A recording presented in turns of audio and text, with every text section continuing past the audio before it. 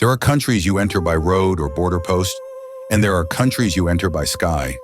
Mongolia is the second kind. From above, the land looks less like a map and more like a weather system. Horizons without edges, grass drawn in strokes of olive and gold, mountains lifting their blue backs along the west, desert shining like a copper shield in the south. The scale is almost impolite. Towns shrink to punctuation. Rivers thread the open like calligraphy practiced by wind. The sky, endlessly present, intensely articulate, takes half the scene and refuses to share. On the ground, the first sensation is motion where nothing seems to move. Grass leans with a tide you cannot see. Larks rise and vanish into their own songs. Wind unzips the day from east to west and keeps going. Horses answer with a toss of the mane, a hoof tapping the earth as if keeping a beat for distances. Here the world speaks in long sentences. The steppe is not emptiness. It is space arranged as intention.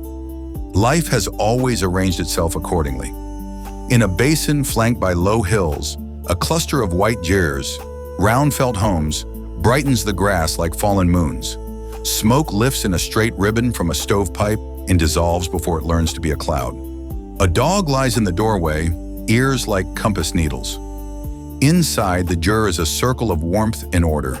Painted poles the color of apricots and sky, a stove at the heart, pallets of tea and dairy and wool around the ring, like the points of a compass rotated into daily life. On the north side, a small shrine glows with cloth and careful objects.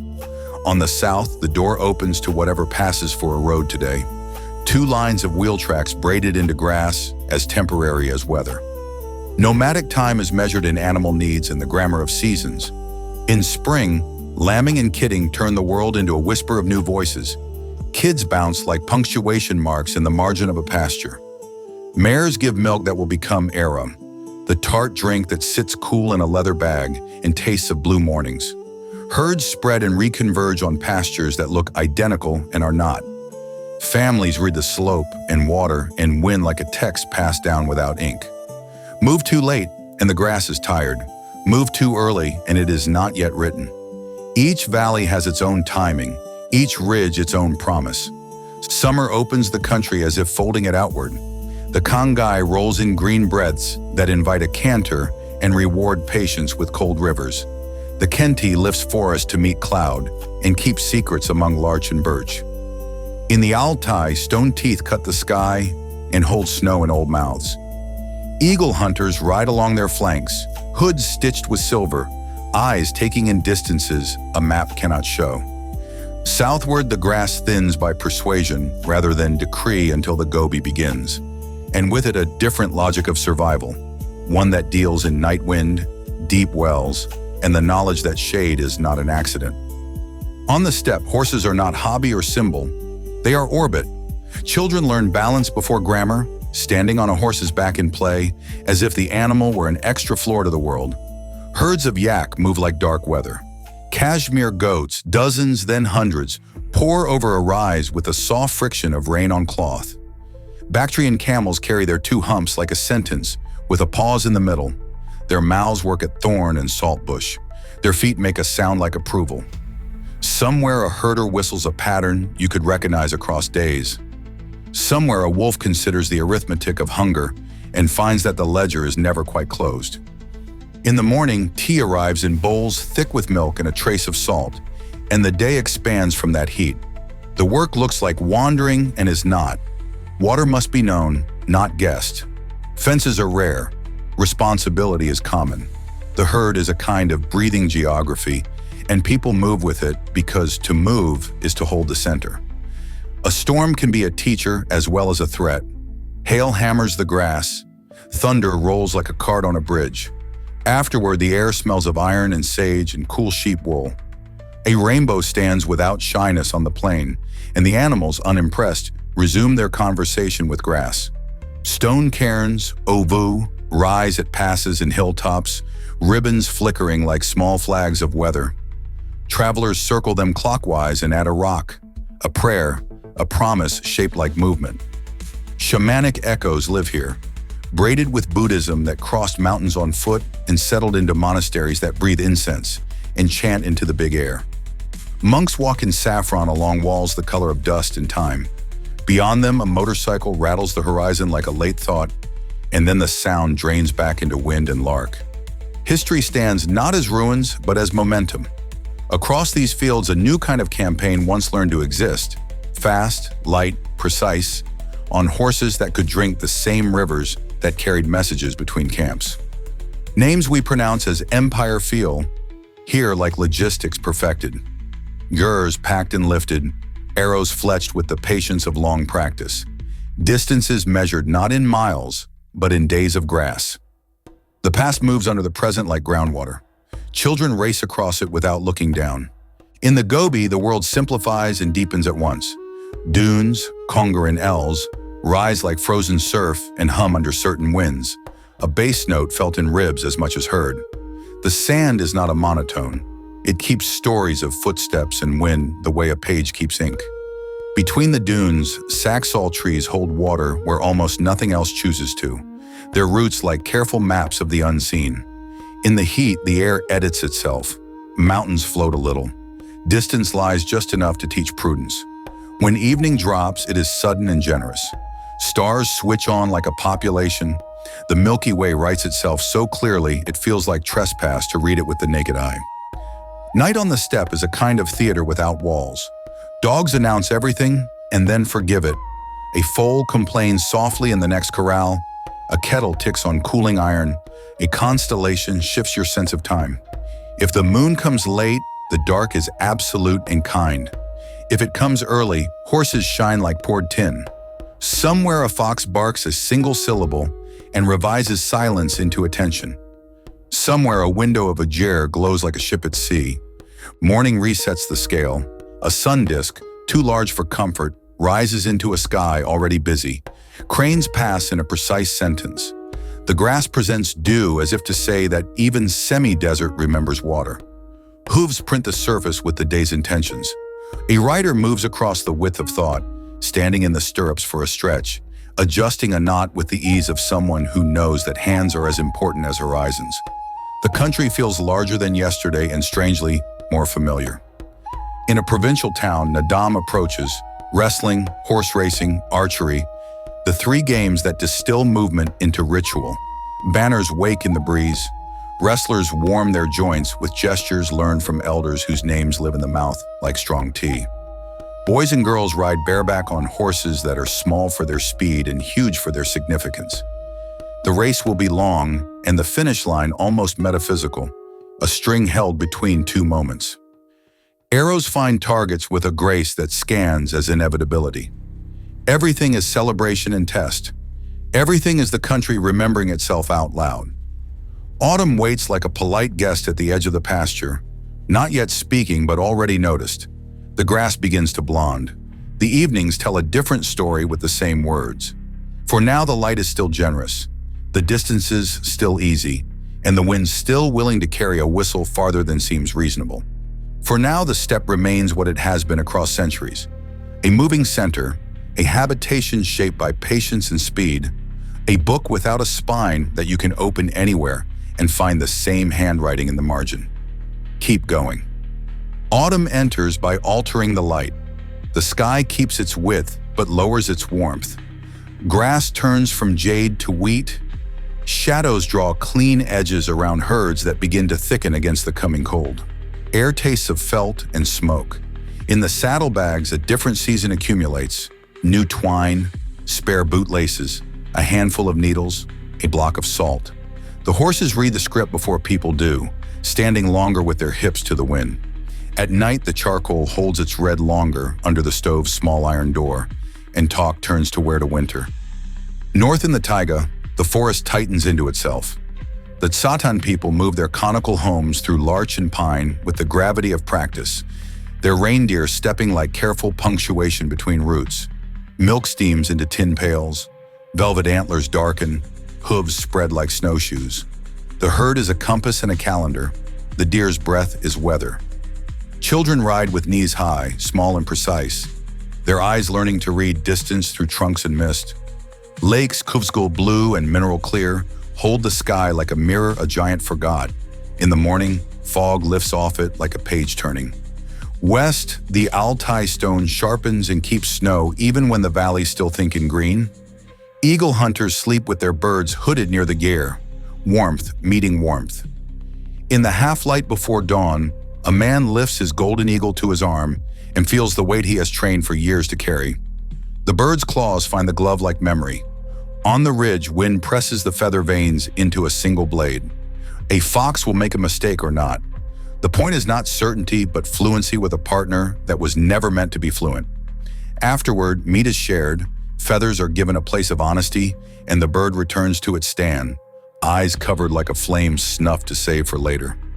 To the south, the Gobi rehearses winter as a subtraction. Fewer leaves, stricter water, a cleaner horizon. Camels move with the tolerant philosophy of those who have seen years fold and unfold without asking permission. At wells, people exchange news like provisions. Whose daughter married? Which road has a new rut? Where a sand tongue has closed a track.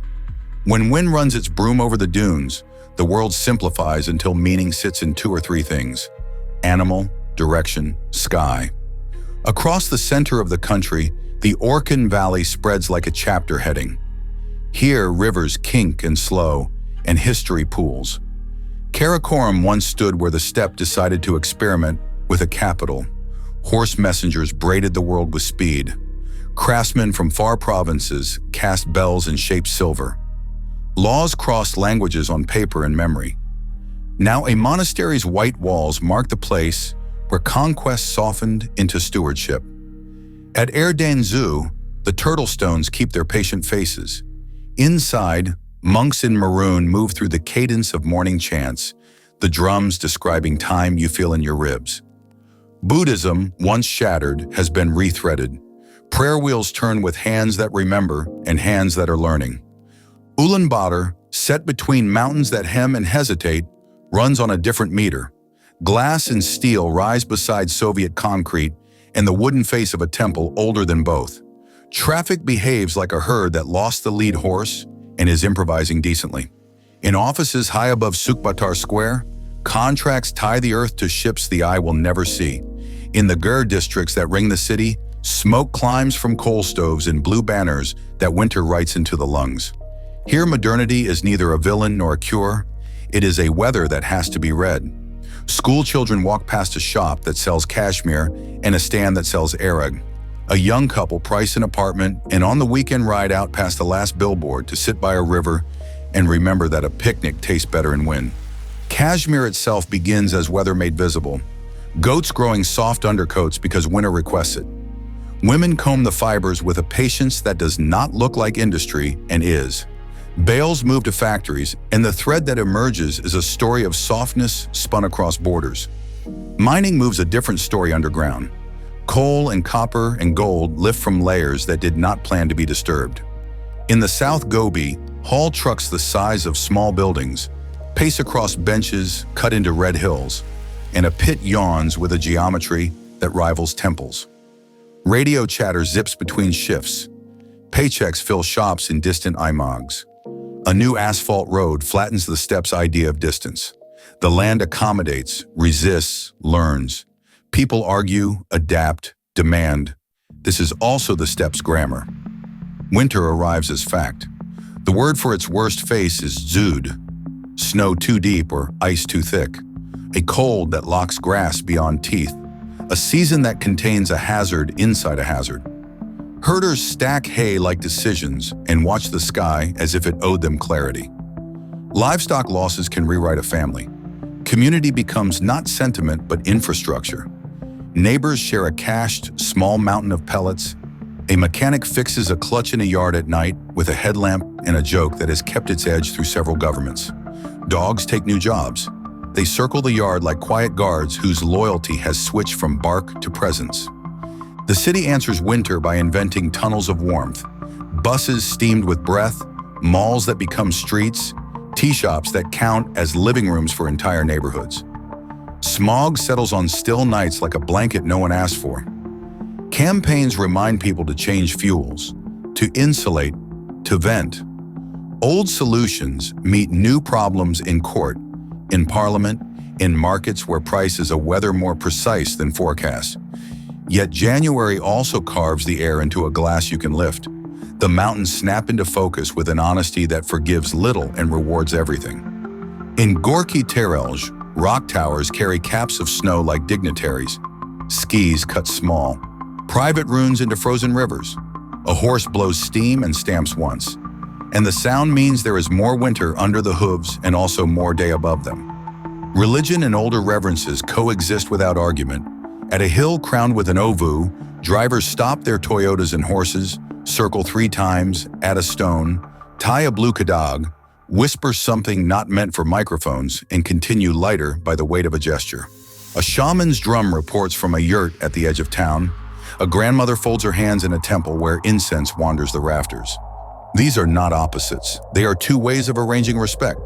The land, indifferent and attentive, accepts both with the same sky. Spring is planned in winter and arrives as if it thought of it first. Ice on the tool blackens at the edges. Schoolyards turn to maps of thaw. Lambs insert optimism into mornings as confidently as sunrise. In the market, seed packets sit beside phone chargers. In the ger, the stove cools earlier, and the child posted to fetch water lingers outside without hat or haste. Somewhere in the countryside, a boy practices the morin kur, the horsehead fiddle, until the notes smooth out like river stones. Somewhere else, a girl draws a bow and listens to the arrow decide whether to please her. Naadam will come again, and with it the useful theater of skill and endurance. For now, mud is the news and the wind is polite again. Routes lead outward, rails north to Russia and south to China, roads into Imags where the milepost is a peculiar larch and the crossroads is a sheet of wind. Boxcars carry ore and fleece. Buses carry stories. Herders carry forward what they chose last year and what last year chose for them. The steppe continues to say the same sentence and to mean different things, which is what living languages do. In a day you can taste milk from 3 animals, hear 4 theories of future and past, and see 5 kinds of cloud arrange themselves into an afternoon that ends where it began, in a sky that is not empty but available. When night returns to a reasonable length, stars remember their order, and Mongolia seems to exhale without losing size. The eternal steppe is not a claim of permanence, but of repetition with variation. Grass rising through hooves, smoke lifting through gers, trains threading valleys, cranes drawing lines across seasons, contracts coupling the beneath with the beyond, prayers turning clockwise around stone. The country remains what the horizon suggests and the doorway proves. A place that you cross by moving and understand, by staying long enough to learn the wind's handwriting. Summer matures into a confidence that looks like ease. Rivers run clear over stones the color of tea. Foals fill their frames. Children ride out with errands that are really adventures. In gers, doors face south to welcome light. In shade, saddles dry with the sweet, dusty smell of leather and horse. Hospitality arranges itself without rehearsal. A traveler appears on a horizon that seems too large to carry a person, and minutes later, a bowl of salted milk tea is warming their hands. Bread arrives, then curds, then a spoon of clotted cream. If you linger, Erog follows. Cool, tart, a geography of pastures translated into drink. Etiquette is simple and exact. Accept with your right hand, pass the snuff box, leave a small gift, carry the story onward. On the steppe, generosity is not performance. It is survival voiced kindly. Toward evening, a morin kur leans against a chest. Someone tunes 2 strings until they remember wind and hooves. The horse head carved at the scroll is not decoration, but declaration. The bow moves and a landscape appears in sound. The open vowel of distance, the consonant of hoofbeat, a melody that leans into a horizon and returns intact. Throat singing answers from a friend or uncle, one note blooming into overtones like light splitting into color. The gers felt walls gather the sound and thicken it. Children fall asleep where they sat. Embers decide when to stop glowing. Nobody hurries them. History sets additional places at the table. The Orkan stones keep their runes turned toward the weather. The deer stones stand in fields as if listening for a herd that walked away centuries ago. At Karkorin, a turtle of granite faces the same direction it did when the world came and went through this valley. The past does not present itself as nostalgia here. It survives as utility. Knots, saddles, bows, songs. What worked persisted. Even the empire's speed remains visible if you stand on a ridge and watch a rider cross a valley in the time it takes to tell a story. The land keeps other older records in the south. At Bayanzag, the flaming cliffs, sunset reads the sandstone aloud. The rock remembers eggs, nests, skeletons articulated as if the creature might lift its head if you looked away. The first dinosaur eggs described as science came from here. The wind has been editing the archive ever since. Paleontologists read what pages they can before the next storm turns them. At night, when heat bleeds away and the dunes hum lightly under a steady breath from the north, you can lie on your back and feel how much of the universe is still unwritten and how much of it is printed in the sand beside your hand. Conservation in Mongolia does not wear a single uniform. In Hustai, Taki, Przewalski's horses, graze with the inborn seriousness of animals who survived extinction by refusing to be tamed. Their dun coats carry the color of old grass. Their manes stand up as if remembering weather. Rangers track their bands by binocular and hoofprint. Tourists whisper despite the wind. In the Altai, snow leopard cameras patiently index a cat that moves like a rumor across stone. In the east, white-tailed gazelles decide to migrate, then commit with a clarity that defies fences. Satellite collars trace calligraphy across a continent's middle. Pasture rotation plans are debated over tea, cashmere quality, herd size, and grass health argue their triangle in parliament, markets, and kitchen corners. The steppe's resilience is real. Its limits are too. People who live by grass seldom forget what grass asks in return. Naadam arrives and distills the country into 3 verbs: ride, aim, contend. In the capital, stadium loudspeakers echo. In the IMEG centers, banners flicker against mountain backdrops. In small valleys, no one films. Families set a finish line between 2 bushes and race with the same attention. Jockeys ride with knees like hinges and eyes like compasses. Horses run long, 20-30 kilometers over open ground, and the winner is a lesson about breeding and care and a child's courage all at once. Wrestlers in open-chested vests and winged sleeves perform the eagle dance before the bout, then test each other's balance with techniques whose names taste of dust and respect. Archers stand in lines, men, women, teenagers, and sing arrows into baskets with a grace that looks inevitable only if you haven't tried it. Victory crowns heads with blue silk. Loss is folded and put away without complaint.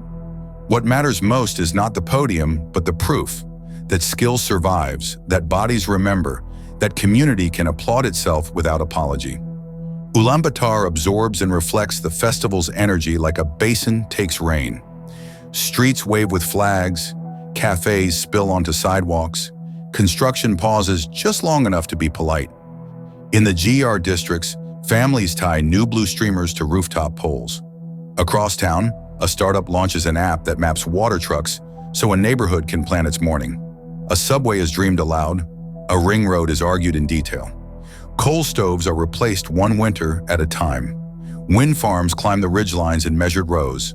Solar panels lie on roofs like quiet decisions. Change is not a lane but a braid. Tradition, experiment, improvisation, correction.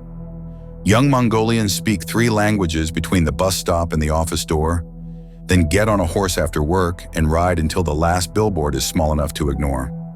Work on the steppe, the mine, the factory floor, the office, all of it has a season.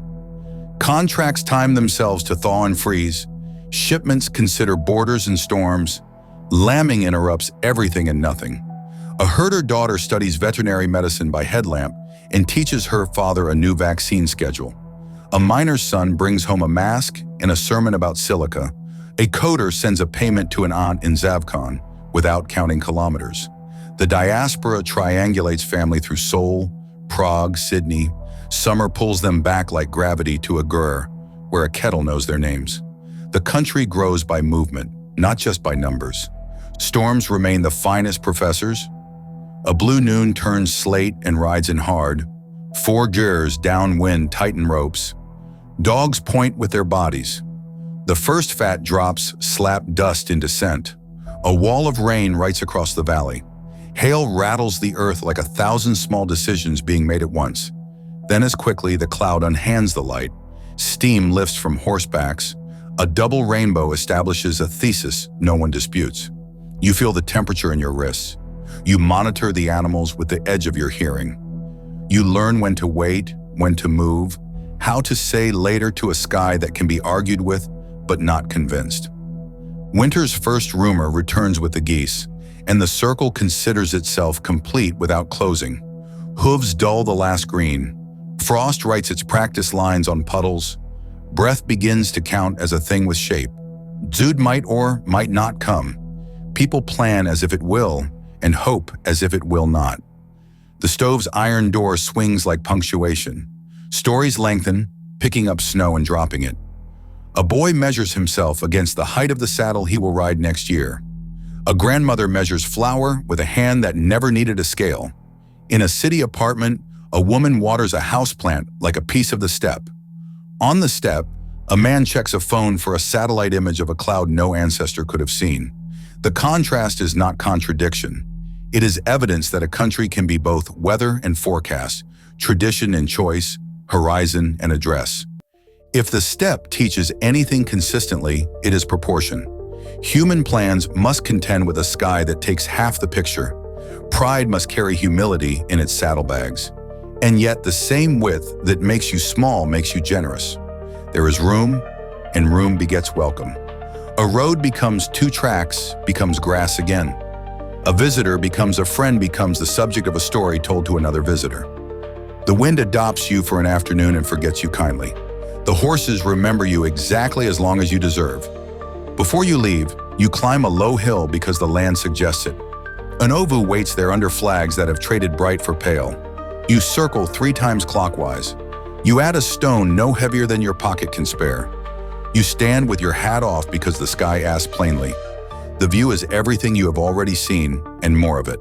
Grass in long thoughts, mountains thinking in blue, a river deciding its next sentence. A ger like a moon landed gently where a family will continue to be exact with each other. The eternal steppe is not endless in the way the word usually means. It is endless the way a song is when it stays in the ear and changes with the day. You ride down into it, into a future that looks like weather and feels like intention, and the wind being fluent translates your small motion into part of the country's larger one.